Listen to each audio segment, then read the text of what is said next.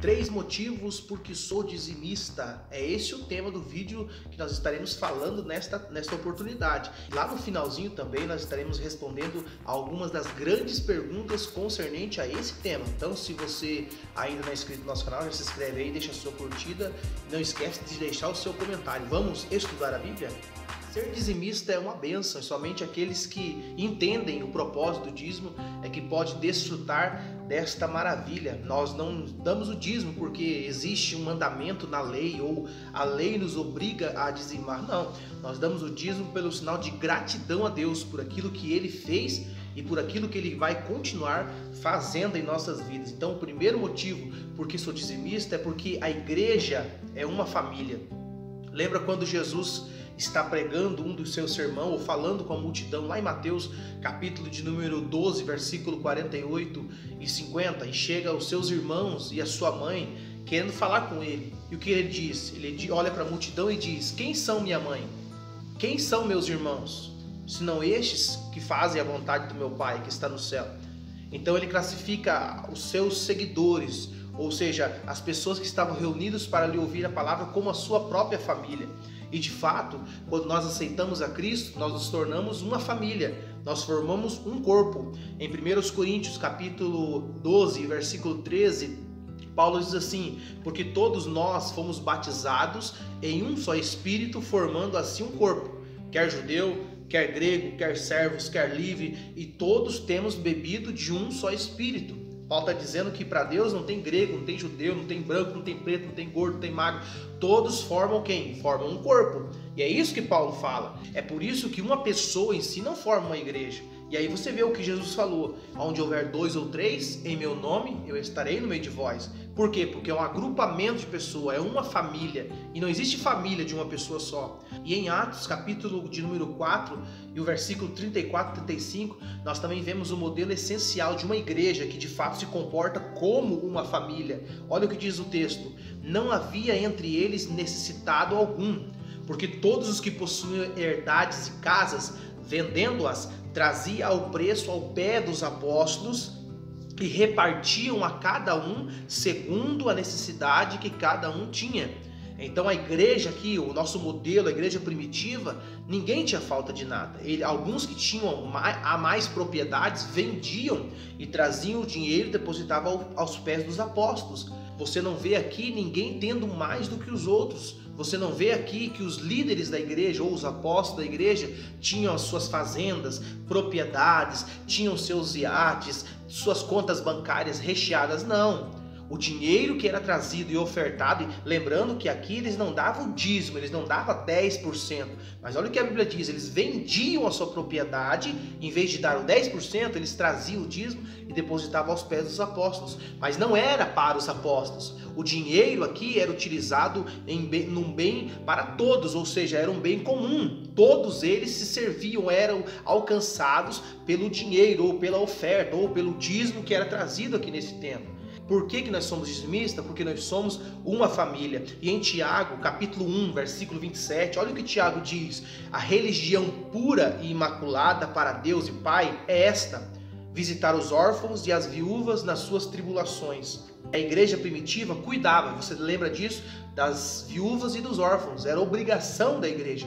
Tanto que em Atos 6 houve uma contenda, porque algumas viúvas estavam sendo deixadas, quem sabe, de lado. E aí que a igreja institui 7 diáconos para cuidar das viúvas. Hoje o governo dá um respaldo ou uma ajuda, e mesmo a ajuda que o governo dá hoje é pouca. Então a igreja precisa ser fundamentada nessa palavra, ela precisa cuidar das pessoas que fazem parte da sua comunidade, das pessoas que congregam junto. A igreja precisa voltar a amar e viver conforme uma família. E fazendo parte agora da família de Deus, nós também somos responsáveis por ajudar aqueles que necessitam de ajuda. Então esse é o primeiro ponto porque sou dizimista, porque a igreja é uma família. O segundo ponto porque sou dizimista é porque eu me sinto responsável pela manutenção da igreja de Deus. Quanto você acha que a igreja gasta por mês para que as suas portas continuem abertas? Na maioria das vezes a igreja não é própria, ela paga um aluguel. E quando é própria, ela também necessita de recursos para comprar o terreno, para construir. E tudo isso também é usado dinheiro. Mas qual é o dinheiro que é usado aqui? O o dinheiro de dízimos e de oferta. Suponhamos que a igreja pague um aluguel. Todos os meses a igreja precisa depositar ou pagar em mãos o valor do aluguel. Ou seja, aquele que alugou o prédio, aquele que alugou a sala comercial, ele não quer saber se a igreja conseguiu arrecadar, se a igreja arrecadou bastante ou se a igreja arrecadou pouco. Ele alugou o prédio, alugou o lugar e a igreja precisa pagar. Também outro custo que a igreja tem é limpeza, porque nós sabemos que para cultuar a Deus em um templo é necessário cuidar do templo.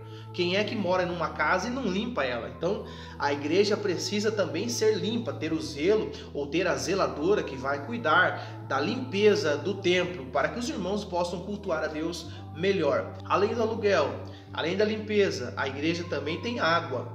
A igreja também paga luz. Tudo isso são gastos. Há 20, 30 anos atrás, os templos eram totalmente diferentes, os bancos eram totalmente diferentes.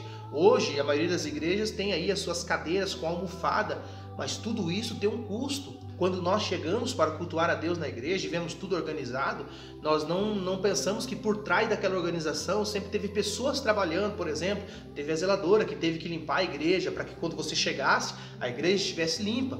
Garanto que em muitos lugares, quando a igreja não está limpa, alguém reclama e diz: mas não tem ninguém que limpe a igreja, porque é algo que tem que ser feito. Quando as pessoas querem, por exemplo, tomar uma água, eles querem chegar lá no bebedouro, ter uma água gelada, ter o copo para tomar água, e se não tiver o copo também vão reclamar. Então por isso que o dízimo também é usado para a manutenção da obra de Deus. Mas quem é que contribui com isso? Todos aqueles que são gratos por aquilo que Deus deu a eles. Eu não sou obrigado a dizimar, porque eu só posso dizimar se eu for grato a Deus.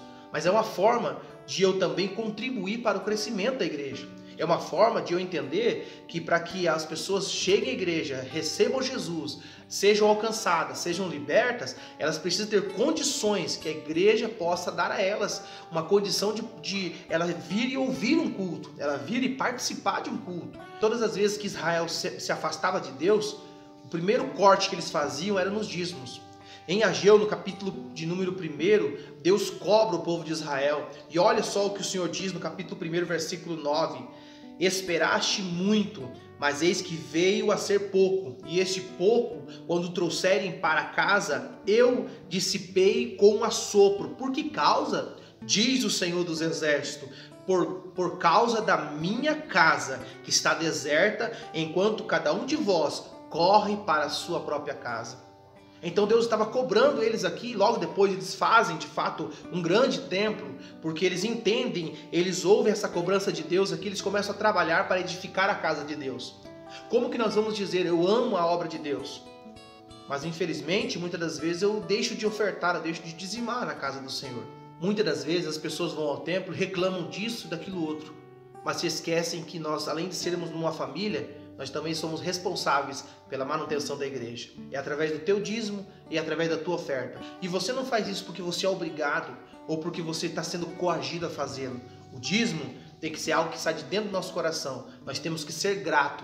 A Bíblia diz que a alma generosa engordará. Por isso que o dízimo é um princípio que nós precisamos segui-lo, porque nós somos responsáveis pela manutenção da obra de Deus.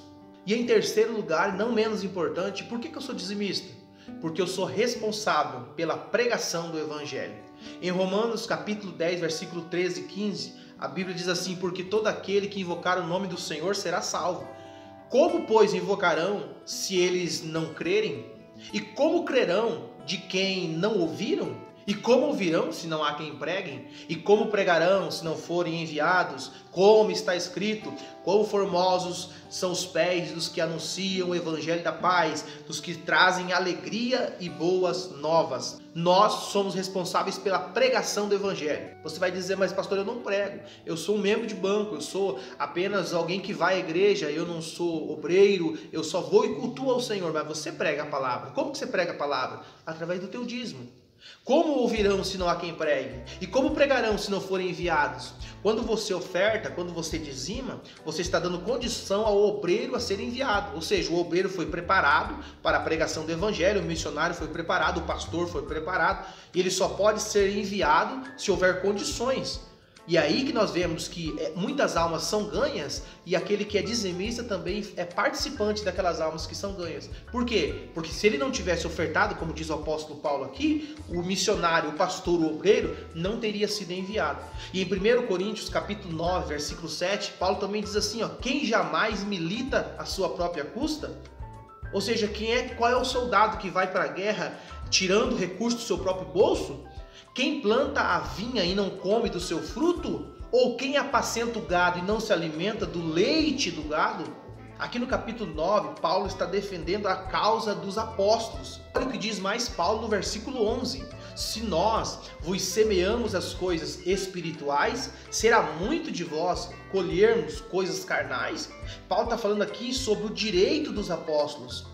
Porque nós queremos ir para a igreja e ter uma boa palavra. O obreiro que esteja na frente da obra do Senhor tenha conhecimento bíblico. Até porque num tempo de apostasia que estamos vivendo é necessário que homens e mulheres de Deus sejam instruídos na palavra. E aí Paulo está dizendo, nós semeamos a vocês coisas espirituais. Não seria justo nós colhermos coisas materiais? E olha o que diz mais em 1 Coríntios capítulo 9, versículo 13 e 14. Não sabeis vós que os que administram o que é sagrado comem também o que é do templo? Ou os que de contínuo estão junto do altar participam também do altar? Assim ordenou o Senhor aos que anunciam o evangelho que vivam do evangelho. É claro que Paulo não está falando daquelas pessoas que saem por aí se aventurar, não. Porque tem muito aventureiro por aí dando de pregador, de missionário, coisa parecida. Não, Paulo está falando aqui dos apóstolos, daqueles que têm a incumbência de pregar a palavra. Mas não é só pregar. Aqui ele está falando sobre pessoas que trazem um conhecimento, aquelas pessoas que se preparam a palavra do Senhor para ensinar a outros, para doutrinar a igreja. Ele mesmo diz que aos presbíteros que pregam e que ensinam a palavra, seja eles honrados com dupla honra. Ele está dizendo, eles são pessoas que estão ensinando a palavra, eles devem ser honrados 2 vezes mais. Quantas vezes nós assistimos um vídeo na televisão, nós assistimos uma série na Netflix ou outro lugar, ou assistimos até mesmo uma novela na televisão. E quando você faz isso, você está patrocinando o que você está assistindo. Você está ajudando a bancar e pagar o salário daquelas pessoas que você está assistindo. Por exemplo, um jogador de futebol, quando você assiste um jogo, quando você compra uma camiseta, quando você compra um boné, qualquer coisa parecida, você está patrocinando aquele time de futebol ou está patrocinando aquele jogador. É por isso que nós vemos salários exorbitantes de jogador de futebol. Só que aí a gente vem para a igreja e a gente diz assim, não, eu não vou bancar pastor, eu não vou pagar salário de pastor, eu não vou dar dízimo para ir para o pastor. É o que Paulo diz. Infelizmente, aquele que não entregou de fato o seu coração a Deus tem essa dificuldade sim, de entregar ao Senhor o que é do Senhor. E o dízimo não pode ser uma obrigação, o dízimo tem que sair do nosso coração. Nós precisamos entender que nós somos dizimistas porque nós somos responsáveis pela pregação do Evangelho. Paulo está aqui seguindo o ensinamento que o próprio Jesus disse, digno é o obreiro do seu salário. E qual é o salário que a Bíblia está falando aqui, se não através dos dízimos e das ofertas? Agora nós vamos responder as maiores dúvidas a respeito do dízimo. Algumas pessoas dizem assim, pastor, mas o dízimo é do Antigo Testamento, o dízimo é da lei. Não, o dízimo não é da lei. O dízimo existiu bem antes da lei. A Bíblia diz que Abraão deu dízimo. A Bíblia diz que Jacó deu o dízimo. E a Bíblia também diz que nós não damos o dízimo segundo a ordem de Arão, segundo a lei. Nós damos o dízimo segundo a ordem de Melquisedeque, ou seja, nós damos o mesmo dízimo que Abraão deu, bem antes da lei. E também na lei existem muitos princípios que hoje nós observamos e nós obedecemos. Por exemplo, lá na lei não está escrito honra teu pai e tua mãe? Então quer dizer que na visão de muitos a lei já não funciona mais, não precisamos mais honrar pai e mãe? É interessante porque as pessoas elas tiram aquilo que elas querem obedecer. E o próprio Paulo diz, honra teu pai e tua mãe, porque esse é o primeiro mandamento com promessa. Jesus, como muita gente diz, aboliu a lei, esse mandamento já não seria necessário honrar pai e mãe. E aí Jesus explica aos discípulos dizendo, ouviste o que foi dito? Não matarás? Eu, porém, vos digo que qualquer que se escandalizar contra seu irmão será réu do fogo do inferno, ou réu do juízo. Jesus disse, ouviste o que foi dito da lei? Não cometerá adultério? Eu, porém, vos digo que qualquer que em seu coração cobiçar, olhar para uma mulher e cobiçar ela, cometeu adultério com ela. O próprio Senhor deixou claro, porque eu vos digo que se as vossas justiças não exceder as dos escribas e fariseus, de modo nenhum entrareis no reino dos céus. A lei do Espírito nos faz superar a lei mosaica. Outra pergunta que as pessoas têm sobre o dízimo é esta: e se fizerem mau uso do meu dízimo? Se eles não administrarem como tem que ser administrado? Aquilo, irmão, que é deixado no altar, do altar será cobrado.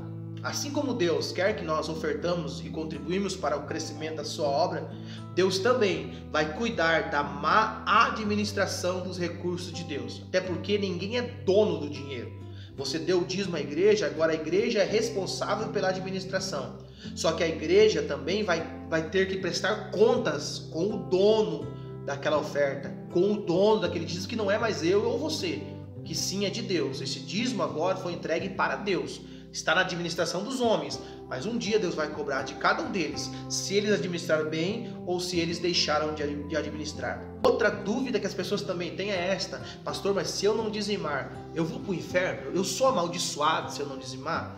Não, você não é amaldiçoado e também você não vai para o inferno porque você deixou de dizimar. Porque a obra da cruz é bem maior do que qualquer dízimos e oferta. Só que nós ficaremos sem os benefícios desse princípio.